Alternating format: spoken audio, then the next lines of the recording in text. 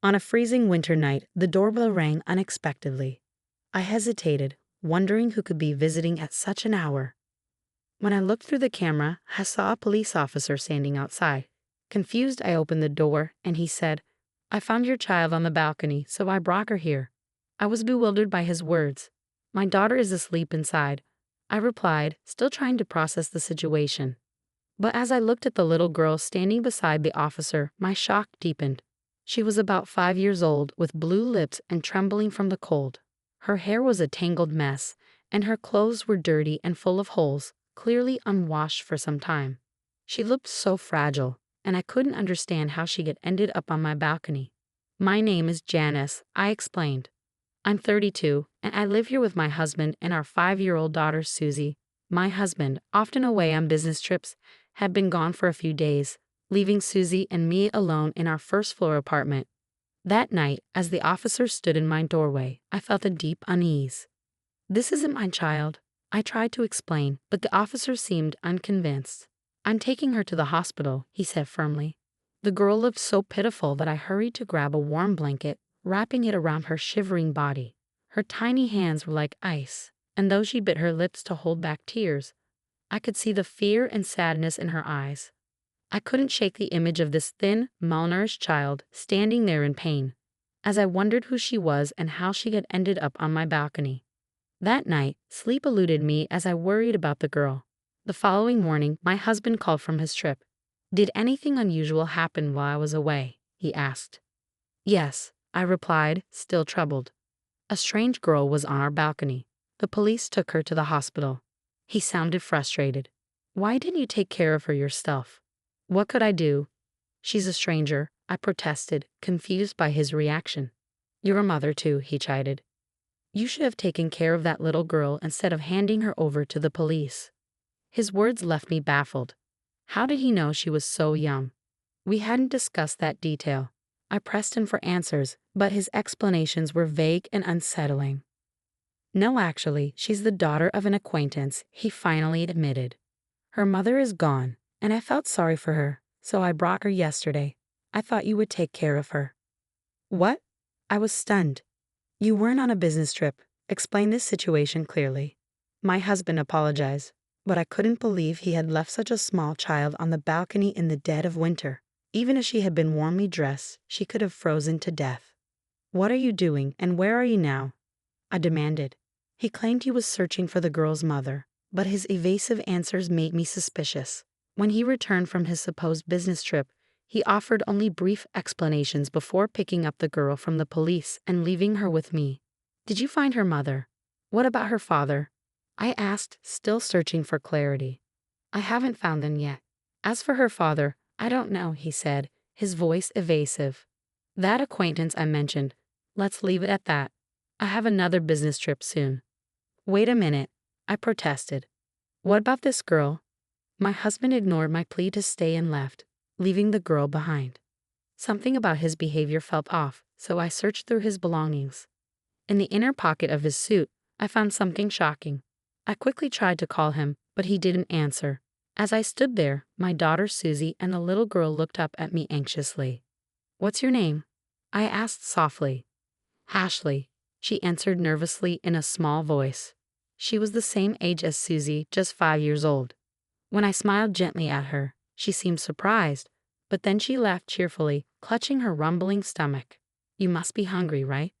"Yes," she replied. I made Hawaiian plate lunches for Susie and Ashley. They stared at the food curiously before devouring it, eating so quickly that their faces were soon covered in sauce. When I reached out to wipe Ashley's face with a tissue, she quickly raised her hands to her head, as if to protect herself. The motion gave me an uneasy feeling. "It's all right, I'm just going to wipe your mouth," I said gently. She looked relieved and allowed me to clean her up, then continued eating with renewed enthusiasm. After finishing their meals, both girls looked completely satisfied. Seeing Ashley's dirty appearance, I decided it was time to clean her up. As I began to undress her for a shower, I gasped involuntarily. Her body was covered in countless bruises, as if she had been beaten and pinched. Trying to hide my agitation, I cheerfully led her to the bathroom.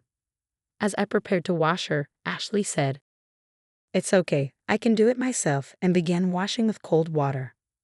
Wait a minute, what are you doing? I accidentally snapped. Ashley looked up at me with a puzzled expression. Ashley always does it like this, she said. Washing with cold water? I asked. She nodded, and as she tried to pour the cold water over herself, I hurriedly stopped her. I washed her entire body with warm, soapy water instead. As I poured the warm water over her, she murmured, "It's warm," with a contented look on her face. It turned out that she rarely got to shower at home, and when she did, her mother made her wash with cold water. The fact that she accepted this as normal without questioning it made my heart ache. After her bath, I dressed Ashley in Susie's clothes and neatly arranged her hair. She looked completely transformed. When Susie and Ashley stood together, they looked just like sisters. As I watched them, I couldn't help but notice how much they resembled each other, and it warmed my heart. Ashley was an obedient and gentle child, clearly longing for affection. She would come by my side as I cooked, tugging at the edge of my skirt, and when it was time for bed, she would hold my hand and never let go. Susie also grew fond of Ashley, and the two became as close as real sisters. A week passed, and I still couldn't reach my husband. Ashley's mother had said she knew him, but with so little information, I couldn't keep caring for a child without more answers. Eventually, I gave up on contacting my husband and consulted the police. Ashley was sent to a facility, and as they took her away, tears rolled down her big eyes. My heart ached as I watched her look back at me again and again. Time continued to pass without any word from my husband until I finally made a decision. 9 years later, I was living with my parents, Susie, and Ashley in our family home. I had adopted Ashley after she was taken to the facility, and my parents treated her like their own grandchild, believing she had come to us for a reason. They showered her with love. Susie and Ashley grew up as sisters, blossoming into beautiful young women. Their dream of becoming models came true, and they were now being featured as junior models in magazines, stepping into the glamorous world with vibrant expressions on their faces. One day, the doorbell rang at our family home. When I opened the door, there stood my ex-husband, Philip, looking poor and down and out. A stranger who introduced herself as Joanna was with him. Not wanting to cause a scene in front of the neighbors, I led them inside. As we sat on a living room sofa, the two abruptly began to speak. In truth, Ashley is my child, Philip, who hadn't contacted me in 9 years, said without even apologizing. I was so stunned that I let out a big sigh. She looks just like you. I thought it might be you. So, is that woman over there your partner? I asked, trying to process the situation. Philip nodded and began to tell the story of how he met Joanna. She had been working part-time at a bar Philip frequently visited. Despite knowing he was married with children, they got along, and Joanna became pregnant with Philip's child, eventually giving birth to Ashley. However, Philip lacked decisiveness and didn't divorce me right away. Joanna grew tired of caring for Ashley and abandoned her role as a mother. In desperation, Philip thought of having me raise the child. It was a far-fetched plan, but what surprised me most wasn't just that. "Please give Ashley back to us." My ex-husband suddenly stood up from the sofa, making an outrageous request, almost in tears, and offered a deep apology. What? I couldn't believe what I was hearing. I happened to see a magazine and was surprised. "She's grown up so well. Isn't she popular?" he said, his tone almost pleading. "So what? That has nothing to do with you two," I replied, my voice laced with anger. "But I am Ashley's real mother." "You're just a fake," Jonah interjected. "How dare you say such a thing without contacting me all this time?" I retorted, my patience wearing thin. Then, as if sensing my growing frustration, Philip, who had been on his knees on the floor, grabbed my leg with a pathetic look on his face. "We don't have any money and are in trouble. Ashley's our only hope. Give her back."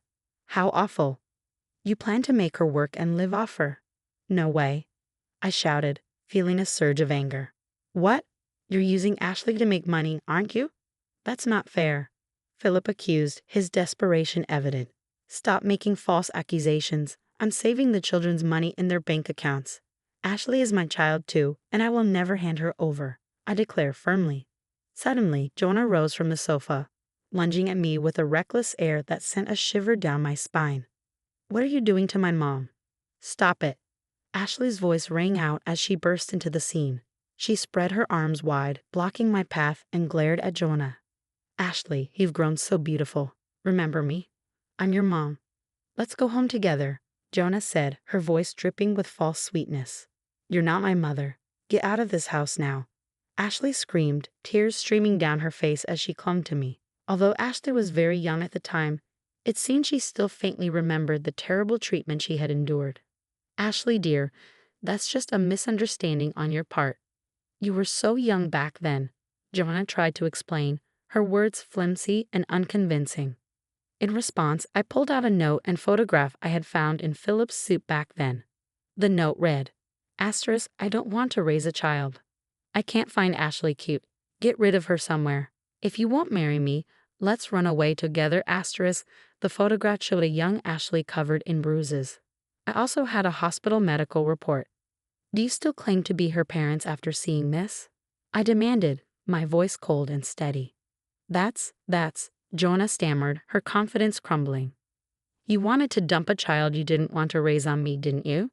You made this precious child suffer such horrors, I accused. That was all Philip's doing. I didn't know anything about it. I was too young to raise a child. It was inevitable. But anyway, I'll take Ashley back now, Jonah said, her voice trembling. Unfortunately, that's not going to happen. I have legally adopted Ashley, so I am her parent, I stated firmly. What? That has to be a lie. Jonah's bravado quickly deflated at the mention of the law, but Philip seemed determined not to give up yet. So, if that's the case, I'll break up with Joanna and let's start over. Susie and Ashley are my children. We'll just go back to being husband and wife. So there won't be any problem, will there? Philip proposed, his words absurd and desperate. What are you saying? You just want things to go your way. Like I will let that happen. Joanna snapped back, her anger rising. Listening to their exchange, I was first dumbfounded, then furious. I don't want to have anything to do with either of you, not even for a moment, I said, my voice filled with resolve. I have more bad news for you, Philip. You and I are no longer married. 3 years after you went missing, I filed a lawsuit and was granted a divorce. What? What are you doing on your own? Philip shouted, trying to grab me, but just then the sound of a police car approached. My parents had called the police after witnessing Joanna's aggressive behavior. The police are here now, so please don't come to our house again, I said firmly. No way. Please forgive me. I'll give up on Ashley, but at least lend me some money, Philip pleaded, putting on a disgraceful show to the very end. Afterwards, Philip and Joanna were dragged away by the police. I planned to make sure Philip paid the alimony and child support in full. The two of them, cut off even from friends and family, would likely continue to struggle. Though there had been much turmoil, the little girl who once trembled in fear had grown into a splendid young woman. I would live happily with my parents and 2 loving daughters, looking forward to the future they spoke of so full of dreams.